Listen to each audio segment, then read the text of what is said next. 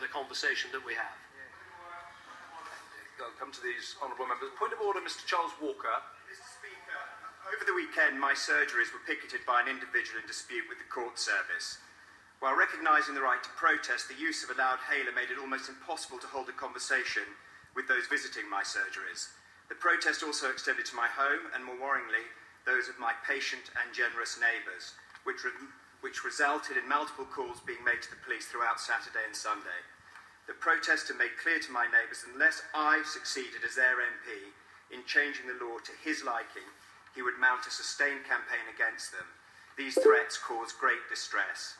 Mr. Speaker, protest is one thing, but it is intolerable to try to coerce an MP to act in a particular way under the threat of his neighbours and constituents being harassed, disrupted and distressed. Mr. Speaker, to paraphrase a US president, I think it was Truman or Roosevelt, your right to throw a punch ends where the nose of another constituent begins. I'm extremely grateful to the honourable gentleman, both for his point of order and for his courtesy in tipping me off yesterday about his desire to raise it. I think that the whole House will have been shocked to hear the account by the honourable gentleman of the distress and disruption to which he, his family and his neighbours have been subjected. Let me perhaps, I hope on behalf of the House, make the situation clear beyond doubt. However strongly any individual feels about a particular cause or campaign, each and every member of this House has a right to go about his or her legitimate business without intimidation or harassment or fear thereof. Moreover, it is quite unacceptable for any individual to threaten continuing such harassment if the member fails to seek to bring about the particular change in the law that that member of the public seeks.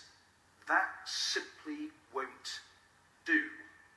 I think I can say that the whole House will be behind the honourable gentleman on this matter, and I hope that he will be good enough to keep me informed of the developing circumstances. We wish him, his family and his neighbours well. Point of order, Dr. Julian Lewis. Further to that point of order, Mr. Speaker, may I just remind the House that in 2009 we had an intensive debate on the security of members' home addresses, precisely because, as the then leader of the House, the then Labour leader of the House, rightly said, the Right Honourable Lady for Camberwell and Peckham, she said that MPs must be able to do their job without fear or favour and without having to look fearfully over their shoulders. And what disturbs me, from what little I know about this incident, is that it appears that the police seem reluctant to intervene. And if that is so, is it not absolutely disgraceful? Well, I can't comment on that because I don't know whether that is true or not, and I think it better, if I may say so to the honourable gentleman, to reserve judgment on that point. And I'll hear from the honourable in a moment. I just say, in all courtesy to the honourable gentleman member for New Forest East, he and I will have known each other for 30 years next month. And when first he proposed, in the interests of all colleagues, to bring about a change in the law on the subject of home addresses, I don't mind admitting and reminding him that I didn't think his chances of securing that change were very good. I should have known better than to predict failure for the honourable gentleman. He was successful in his mission in the interests of all colleagues. I've got a feeling that the honourable gentleman from Brockbourne wants to come in again.